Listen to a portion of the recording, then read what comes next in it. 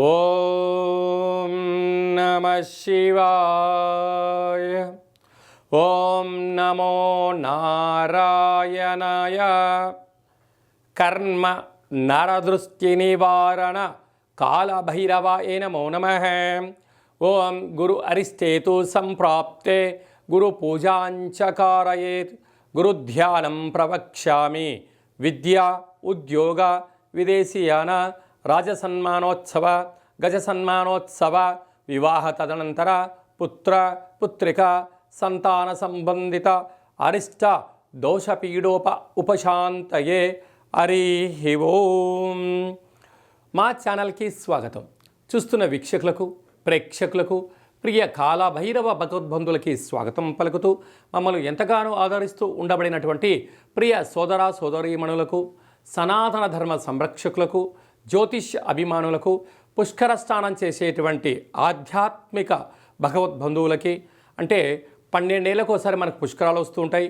కుంభమేళ, అర్ధ కుంభమేళ, మహాకుంభమేళలో స్నానం చేసే వారందరికీ మరొక్కసారి చిన్న విన్నపం ఏమిటయ్యారగా, వృషభ రాశిలో నుంచి దేవగురు బృహస్పతి మిథున రాశిలోకి ప్రవేశం జరుగుతుంది. కనుక మనకు సరస్వతి మాత అంటే సరస్వతి నది పుష్కర మహోత్సవ కార్యక్రమాలు జరుగుతూ ఉన్నాయి. కనుక మనకు తెలంగాణ రాష్ట్రంలో కాళేశ్వరం దగ్గర మనకు అంతర్వాహినిగా సరస్వతి నది పుష్కర మహోత్సవ కార్యక్రమాలు గవర్నమెంట్ వారు కూడా పెద్ద ఎత్తున ఏర్పాట్లు చేయడం జరుగుతుంది.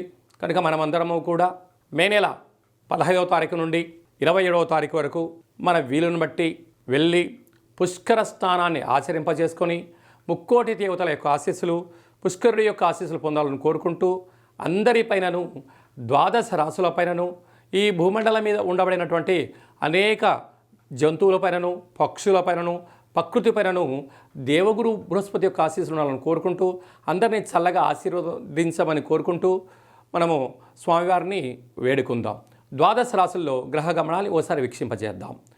15/5/2025 నుండి 31/5/2025 వరకు 12 రాశుల్లో గ్రహ గమనాల్ని మరొక్కసారి వీక్షింపచేద్దాం.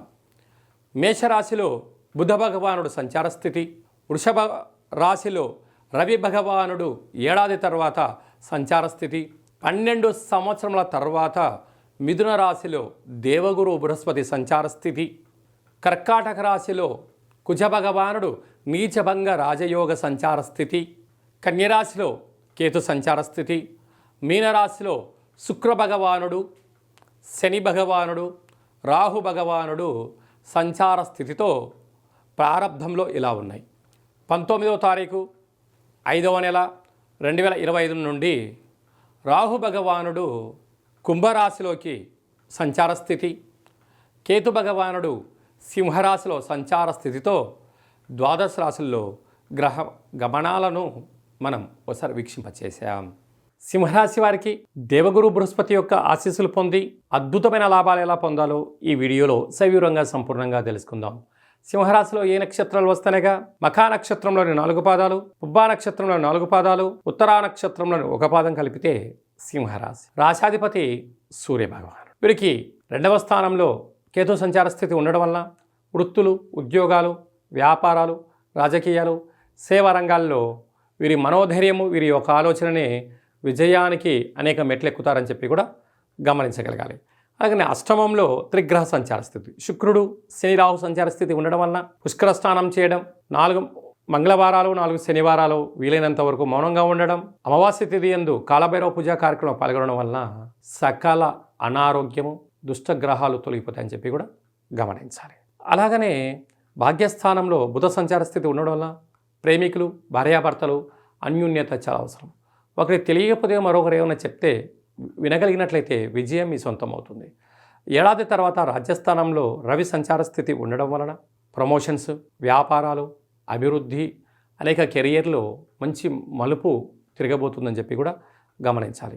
ఏకాదశ స్థానం లాభస్థానంలో దేవగురు బృహస్పతి ఉండడం వలన పుష్కర స్నానం చేయడం, ఎరుపు వస్త్రాలు దానం చేయడం, గోధుమలతో కూడుకున్న ఆహారాన్ని అన్నదానం చేయడం, ప్రవహించే నీటిలో కొబ్బరికాయను వేయడం, రూపాయి బిళ్ళను నమస్కరించి వేయడం వలన గురు యోగ్యత కలిగి స్థిర చరాస్తులు, భూములు, ఇళ్ళు, వాహనాలు, క్రయ విక్రయాలు యోగదాయకం అని చెప్పి గమనించాలి. వేన్లో కుజభగవానుడు ఉండడం వలన దూరావాయు జల ప్రయాణంలో ఆటంకాలు, ఇబ్బందులు పొంచి ఉన్నాయి. ఇలాంటప్పుడు మౌనం, ధ్యానం, సత్ప్రవర్తన, దానము, దేవాలయము, సత్సంగము కార్యక్రమాల యోగదాయకం. ప్రభుత్వ ఉద్యోగాలు చేసేవారు, ప్రైవేట్ రంగంలో ఉండబడిన వారు, ప్రమోషన్స్ కోసం ప్రయత్నం చేసేవారు, ఓపిక, పట్టుదల, సహనం వలన అన్నింటా విజయం సింహరాశి వారు సొంతమవుతుందని చెప్పి గమనించాలి.